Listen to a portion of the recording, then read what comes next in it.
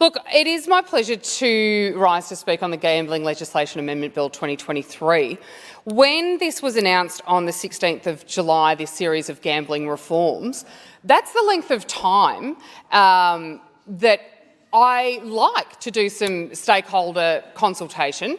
It gives me plenty of time because when venue managers contact me or committees of community clubs contact me with concerns or with questions rather than concerns, there's plenty of time to meet with them, sit down and work through all of those, which I've done. And I like to do stakeholder consultation by myself. There's nothing better than first-hand information as far as I'm concerned. If you can sit down and have a conversation with someone, it serves the entire cause better. So I've done that over the last month or so.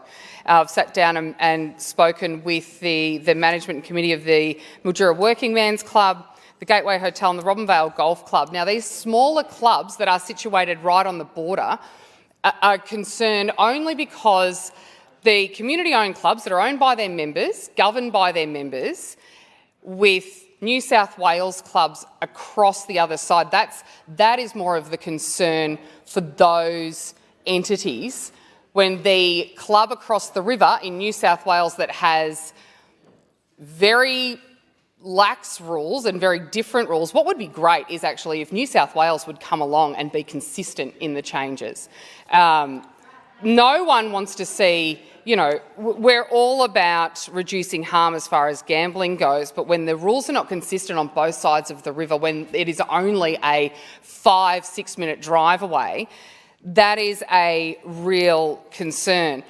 But some of the other points that were made, sitting down, speaking to Gordon, who's the CEO of the Gateway Hotel in Mildura, sometimes some real points of common sense come out of these conversations.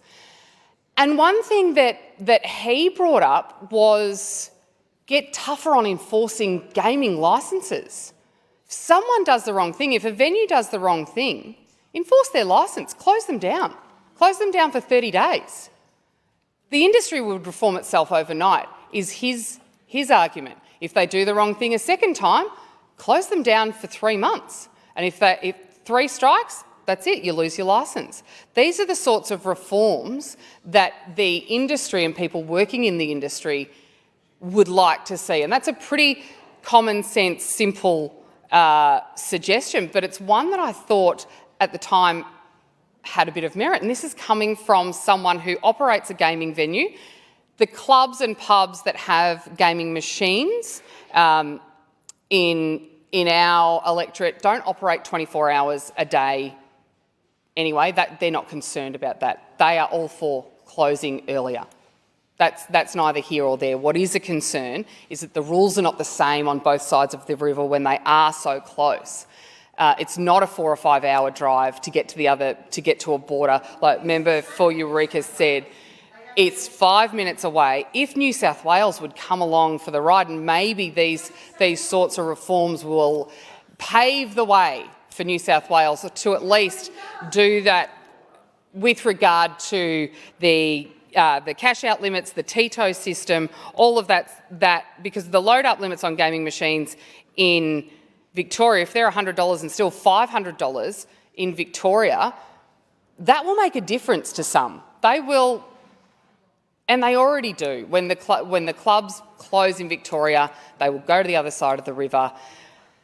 These are the concerns that the industry have. The community clubs, in particular the Robinvale Golf Club, and I have had many conversations with the committee there. To that committee, they're first and foremost a golf club, but the gaming is an arm of that, which is only, I don't think they're open until midnight on any given night. But they are concerned. They do give a lot of money back to the community. There are certain parts of the community that rely on those donations back. When, for example, last year, when the local preschool needed a popcorn machine because they do a lot of events, a lot of fundraising events at markets, the Christmas festivals, things like that. They needed their own popcorn machine because hiring one was costing them a fortune.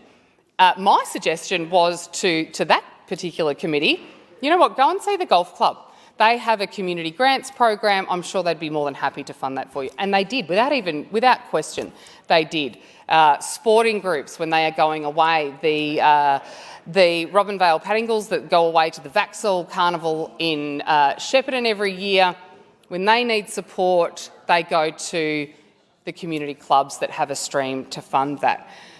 So there is a concern from not just a business feasibility point of view, but also that community, that giving back, and just the inconsistencies between the Victorian side and the New South Wales side. That was the conversation that consistently came up, the load-up level difference between gaming machines in Victoria and New South Wales. So that's really what I wanted to touch on today, was just that stakeholder engagement, and to highlight that everyone that I spoke to that's involved in a venue that has gaming machines, they said to me, no one wants to see gambling harm. They do what they can, but if there was means to enforce licences more greatly, as I suggested before, if a gaming licence is breached, close it down. If they do it a second time, close it down longer. If they do it a third time, 3 strikes, you're out. It's pretty simplistic, but is there merit in it? Is it something that should be explored? Perhaps it is in a series of gaming reforms. I think it's certainly worth exploring, and my point is that comes about from having first-hand consultation with industry, and when you are given enough time and know that these changes are coming, you can sit down and have meaningful conversations, and out of that perhaps comes something beneficial for everyone. So that is really what I wanted to add to this debate. Thank you.